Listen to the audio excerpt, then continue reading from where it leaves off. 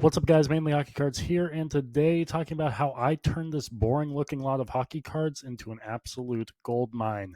I made a video like this long ago, and I really liked the concept, but the execution was not there.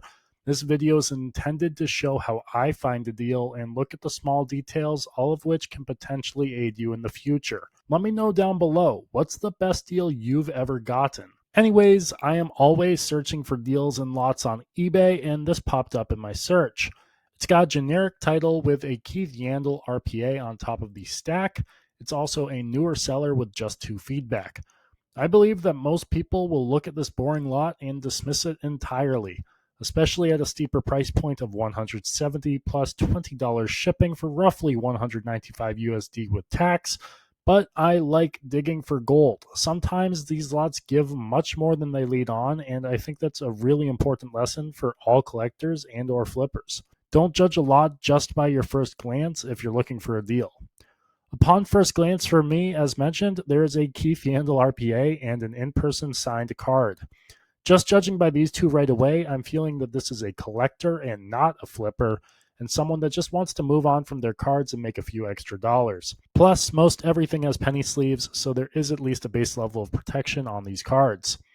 On the 4th pick, which just happens to be a better pick than the 5th and 3rd, we get a good mix. Lots of 0506 and 0607 products here, which instantly piques my interest. There is nothing too much of value except for this 2006-07 Parkhurst autograph of Rick Middleton. 2006-07 Parkhurst is a pretty famed hockey product which had exclusively hard-signed autographs of legends, and there are many SPs as well as cards that just don't come up for sale. This Rick Middleton is not an SP, but there aren't a lot available for sale, so that's a good sign. But looking at the rest of the lot, I'm about to move on. There's really not a lot of value here. The Beehive red parallels are facsimile signatures. They're not real, but a cool parallel. There's a cheap Malkin rookie in the top right. There's a Zajac RPA in the top left, and then I see it. There's an autograph sticking out in one of the bottom stacks. Instantly, I know this to be 2006-07 Parkhurst, and so for the next 30 minutes, I look up who it is. Disappointingly, it's Willie Plett. This is not a great signature from the set. Definitely a cultural player, but it gets me thinking. What else could be in this lot? Is there more than meets the eye? And so I do something simple. So many people do not do this one simple trick. I ask the seller. I just want to see what else is here, especially if there are more autographs. And normally when I ask this, there's one of 2 things that happens. The first is that I get ghosted by the seller, and the second is that I receive pictures back and they don't show anything. However, the third option is that the seller responds and the pictures do show something, and that's what happened here. So first picture, first thing I notice is the bottom right with a J. Bouwmeester auto. Looks to be in person, but being a former hardcore collector of his, I like it. And then the middle, Olaf Kolzig auto, nothing earth-shattering. Oh my god, that's a Don Cherry Parkhurst auto. Something to note about these Parkhurst cards is that there are a lot of in-person autos out there. This is not one of them. The signatures all have this horizontal white gradient across the bottom, so I know it's legit. Based on availability of this card to the general market, this card can go anywhere between $70 and $170 USD. Conservatively, I think this pick is worth $120 in total. So really hot start. But the second pick, it starts dropping off. We see the Willie Plett auto, an Evgeny Malkin red rookie, and a Naslin Bertuzzi jersey out of 25. Between those 3 to the right buyers, I think it's roughly $25. And let's say $25 for everything else. But still, we're at $170 of projected value. And I know the seller sent another 2 picks. That almost covers the entire lot. And then the third pick, Hasek and Brodeur Ultimate Collection base cards are okay. This is a Tools of the Game glove card of John LeClaire out of 99. Nice card.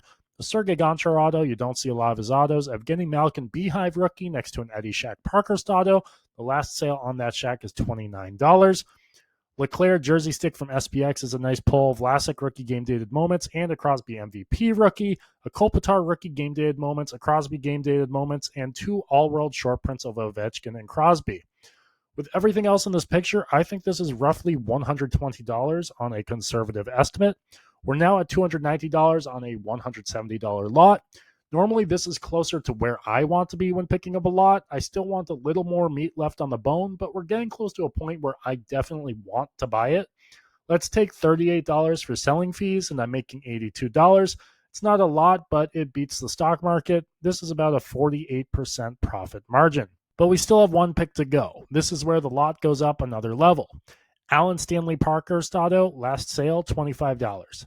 Malkin Young Guns Checklist, $11. Iron Mike Keenan Parkhurst Auto, $16. Second year Crosby SP Game Used Jersey Gold out of 100, $51. Jacquemin Parkhurst Auto, $10. Bobby Clark Parkhurst Auto, $34. Bernie Perrant Parkhurst Auto, $22. Malkin Beehive Blue Rookie, $25. Crosby Victory Rookie, $25. Ovechkin Red, $13. Crosby Rookie Class, priceless. Between everything else, I think we have conservatively $30, coming out to an expected sale price of roughly $550. Assuming 20% of the lot comes in lesser condition than expected, which it did, and we take off $110 to make it $440. Take away seller fees, and we're looking at around $380.